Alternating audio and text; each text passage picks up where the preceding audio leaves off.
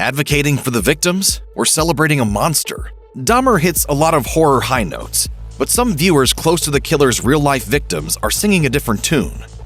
The blood was in the water for Netflix's Dahmer well before the series hit the streaming platform on September 21, 2022. The awkward full title aside, Dahmer Monster: The Jeffrey Dahmer Story, the series should have been Netflix Gold.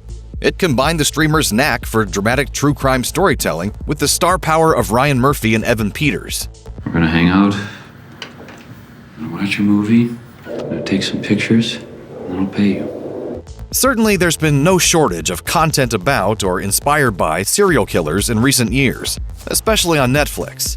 So why did Dahmer drop with such a quietly squishy plop? Dahmer did not receive the traditional Netflix treatment, which is never a good sign. As Stuart Heritage notes in The Guardian, the lack of marketing and manufactured buzz for the series screams of low faith from the streamer. Dahmer just arrived. There was no premiere, no media outlets were granted preview access, none of the show's stars were made available for interviews. Unless you caught the perfunctory trailer that slid out online 5 days before the show's release, you would be forgiven for not knowing it existed at all.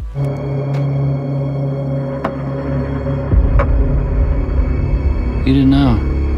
The show's ratings are, so far, mixed, with audiences apparently being more receptive to the show than critics.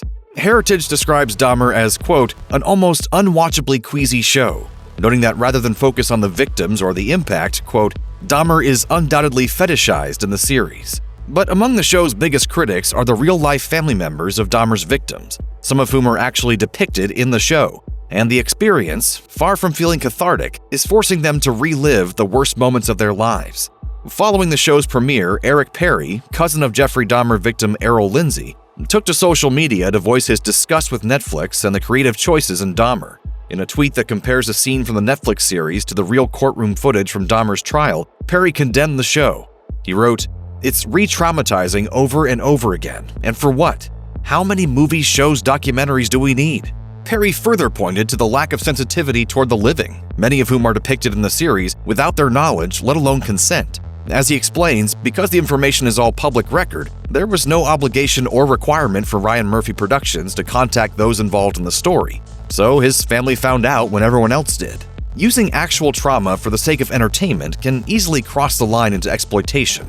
As Perry states in a tweet, recreating my cousin having an emotional breakdown in court in the face of the man who tortured and murdered her brother is wild.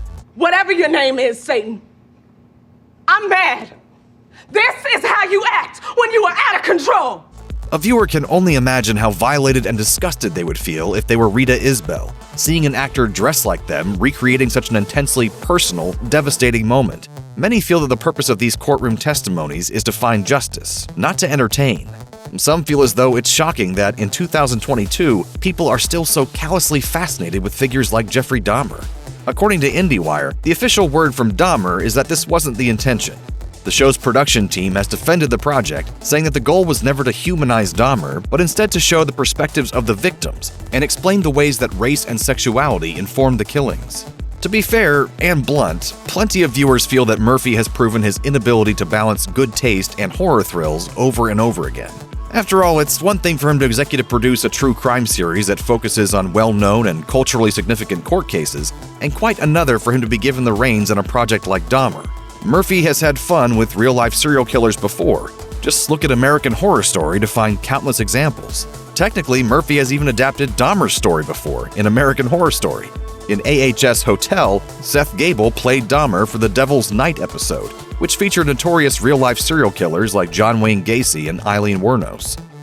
I'm Jeffrey Dahmer from Milwaukee. Oh, John, I think he likes you. There's no need to belabor the point here, but basically, many viewers believe that there's a fine line between taking inspiration from a tragic event and exploiting said tragedy. Despite the claims of wanting to highlight systemic racism or wanting to humanize Dahmer's real-life victims, many feel that the Monster series spends 5 hours painting an intimate portrait of its titular subject before shifting focus to those affected by his actions.